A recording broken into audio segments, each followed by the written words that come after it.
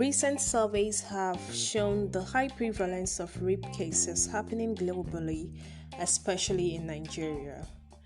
We have seen several cases where young girls, especially, are victims of rape. And unfortunately, this is not a characteristic of a sane society. So we need to go back to our drawing boards to trace out where we really missed it and fix this problem. So now, before I continue, I'd like to introduce myself. I'm sure you'd be wondering whose voice it is that you are listening to, but not to worry. My name is Blessing Ezeja, and it's my first time here on the program, The Gist on BNB Radio. And I am so very glad to be here talking to you. And you know what? Let's go on a short musical break right about now. And when we return, I'll be dicing up a very hot topic. So stick around.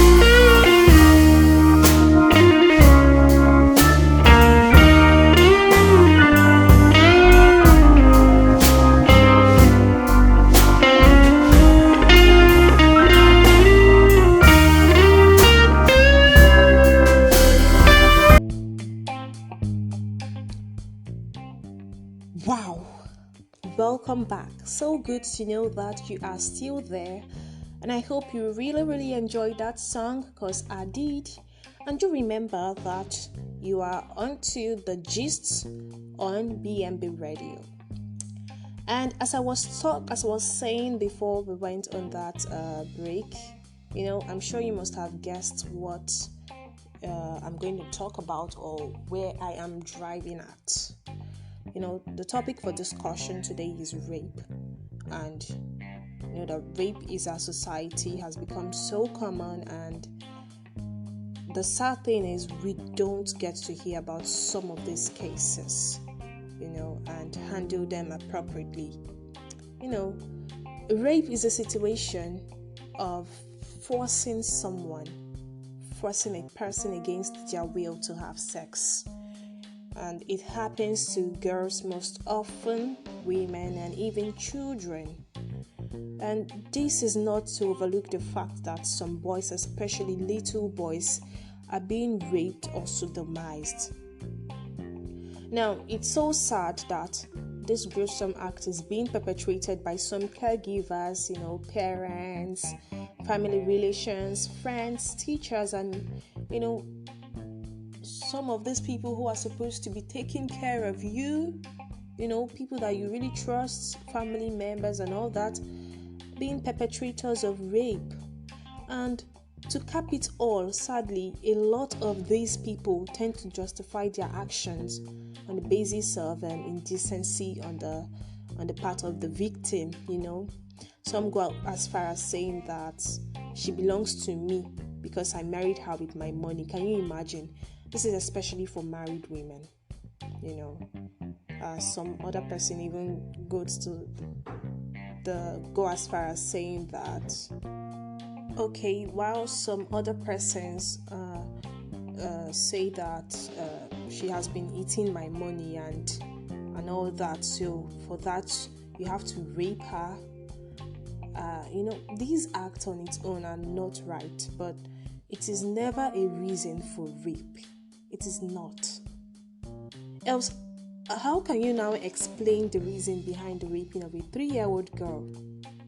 It is really, really very sad, and you have cases of pedophiles, people who rape little children. These things are really happening in our society, and we need to take action. All hands need to be on deck to tackle this trivial problem. Okay? So, first of all, we need to begin from the grassroots. The family is one. We need to sensitize both the male and female child on the dangers of rape, and then the male child must be taught to respect the females and have self-discipline too. Very, very important. This sensitization should be given in schools and religious bodies, religious organizations. There is no need to be shy about these things. We need to talk about it. We need to speak out. Okay? We need to sensitize people. We need to sensitize ourselves, the society at large, on the dangers of rape, and for us to see the fact that rape is very, very wrong. Okay? And also we need to encourage the girl child and even the boy child to speak up whenever they observe any funny attitude towards them. Even the boy child too should speak up as well. There is no need hiding. There is no need to be shy. Talk. Whenever someone is molesting you, whenever one is trying to do something bad to you, you see that this person is driving towards raping you, speak out. Look for someone that you trust, or your parent, or your guardian, whoever, your elderly ones. Talk to them and let them help you out. Okay? Now, another one is the stigma. This one, survivors of rape shouldn't be stigmatized at all. It baffles me when people say things like, it serves her right, she has been exposing her body anyhow, and all that, and then you stigmatize them. It is very wrong. Stigma should stop, and we need to help the survivors whenever we come across them and not stigmatize them. Okay? Now, I know that there are punitive measures for rapists, contained in the law. However, implementation of these measures should be taken seriously by the appropriate quarters. Rape cases should not be settled in the family of community level. It should be reported, because rape is a crime against the state. I've heard of a situation whereby in a particular community, a young girl was being raped by a guy whose family is influential in the community. And instead of reporting the case, the family members had to talk to the community leader and all that, and they took some items to the family of the victim, took some tubers of yam and all that to beg them to settle the matter within them, that is a family issue. Rape is not a family issue. It is a crime against the state. And you can report to the police, or I know that you can also report to a gender-based violence center in the Ministry of Women Affairs here in Nigeria. Also, I know that there are NGOs who are rising up, some NGOs rising up, speaking against rape and fighting for that cause, fighting for survivors of rape and all that. So we need to know all these things and know the appropriate places to seek for help. Okay? Now, it is very crucial for survivors of rape to keep an evidence like her torn clothes or underwear. These things are vital evidence that should be kept, especially when the matter is being taken for legal purposes, right? So the survivors can as well keep those things, her torn clothes or underwear, because those are evidence, and it is usually advised not to bathe immediately, but to report immediately to a hospital, preferably a government hospital, so the semen of the rapist can be collected in case there was an insemination. Because when you bathe immediately after when one bathes after she's been raped, you tend to wash out that evidence by bathing. So it is usually advised that you don't take your bath, after your one is being raped. Just go to a hospital, preferably a government hospital, yes. Go there, get tested, talk to them and let them take the evidence. All right? Okay. When one is about to be raped, there are things that you can do or the person can do to at least save herself. All right?